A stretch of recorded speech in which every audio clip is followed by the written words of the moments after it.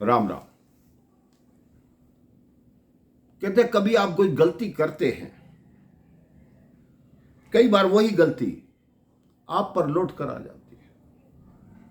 आप किसी का बुरा करना चाहते हैं, वही बुरा आपके साथ हो जाता है। किसी दफ्तर में सेठ जो थे, वो उस दफ्तर के मालिक थे। एक दिन सेठ का मन बड़ा खराब था, उनको बहुत ज्यादा गुस्सा आया हुआ था। सेठ जी ने दफ्तर पहुंचते ही अपने मैनेजर को बुलाया कि इधर आओ, अपने सारे खाते लेकर आओ। अब मैनेजर खाते लेकर आया। उसने सोचा हमने इतना बढ़िया काम किया हुआ है, सेठ जी बहुत शाबाशी देंगे और कहेंगे तुमने बहुत बढ़िया काम किया है। सेठ जी गुस्से में थे।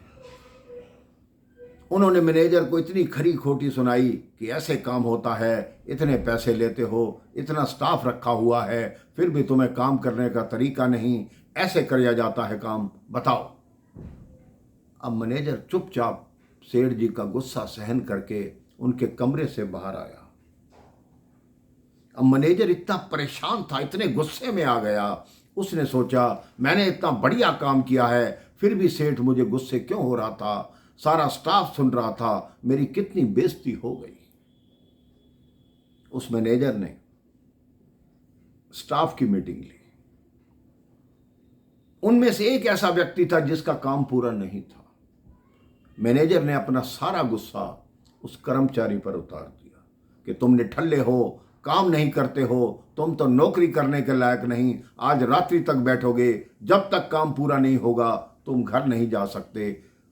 उस मैनेजर ने अपने मन का जो गुस्सा था, जो लावा था, उस कर्मचारी पर निकाल दिया। अब उस कर्मचारी को कार्य करते करते रात के 8 बज गए। उसको इतना गुस्सा आया हुआ था, वो जैसे ही दफ्तर से बाहर निकला, वहां गार्ड खड़ा था। उसने सारा गुस्सा गार्ड पर उतार दिया कि तुम्हें नौकरी करने का पता नहीं, अंदर कोई व्यक्ति बैठा है, पूछने भी नहीं आते कि पानी लोगे या कुछ लोगे, किसने तुम्हें नौकरी पर रख दिया, कहां से तुम गार्ड लग गए। वो भी अपना मन हल्का करके गार्ड पे गुस्सा करके चला गया। अब वो गार्ड अपने घर पहुंचा, अपनी पत्नी से बोला क्या सब्जी बनाई है। उसकी पत्नी ने जिस सब्जी का नाम लिया, वो गार्ड तभी बोला तुम्हें मालूम है मैं ये सब्जी खाता नहीं हूं, कभी ये नहीं होता कि मेरे पसंद की सब्जी बना दो, हमेशा उल्टी सीधी सब्जियां बनाती रहती हो। गार्ड ने सारा गुस्सा अपनी पत्नी पर निकाल दिया। अब पत्नी इतने गुस्से में थी, अब वो अपना गुस्सा कहां निकाले। उसने देखा उसका एक 8 वर्षीय बच्चा था, वो टीवी देख रहा था। उस पे जाके वो झल्लाने लगी, एक थप्पड़ भी मारा, सारा दिन टीवी देखते रहते हो, पढ़ाई नहीं करते हो, किसी काम के नहीं हो, निकल जाओ इस घर से। वो गुस्सा सारा बच्चे पर आ गया। अब बच्चे को इतना गुस्सा आया कि मेरा कोई दोष भी नहीं, कक्षा में मैं प्रथम आता हूं, मेरी माँ फिर भी मुझे क्यों गुस्सा हो रही है। वो इतने गुस्से में था, वो घर से बाहर निकला। उसने देखा गली से एक कुत्ता जा रहा था। उस बच्चे ने एक पत्थर उठाया और कुत्ते को दे मारा।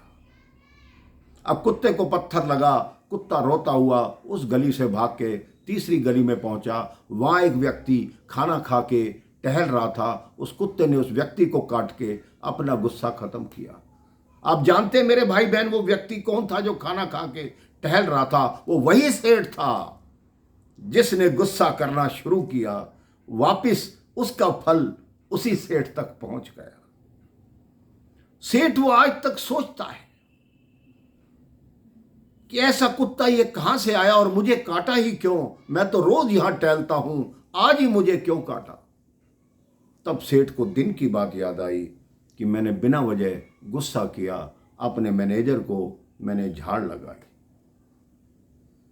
तो मेरे भाई बहन, जो भी आप गलती करते हैं वो आप तक लौट के अवश्य आती है। आप कोई चोरी करते हैं तो कभी न कभी ऐसा होता है कि आप उस चोरी में पकड़े जाते हैं, लेकिन अपनी गलती नहीं मानते। अगर कोई ऐसा कार्य आपने किया है तो उसे तुरंत मान लीजिए। हो सकता है कि वो दूसरा व्यक्ति आपको क्षमा कर दे और आपकी चोरी की सजा आपको ना मिले, क्योंकि हम मानव से तो छुपा सकते हैं लेकिन भगवान से कुछ नहीं छुपा सकते। वो तो हर पल हमारे पे दृष्टि बनाए हुए है।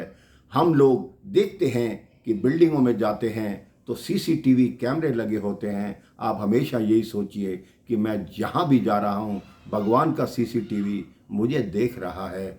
अपने मन को पवित्र रखिए और सच्चे मन से प्रेम से बोलिए राम राम, जय श्री राम।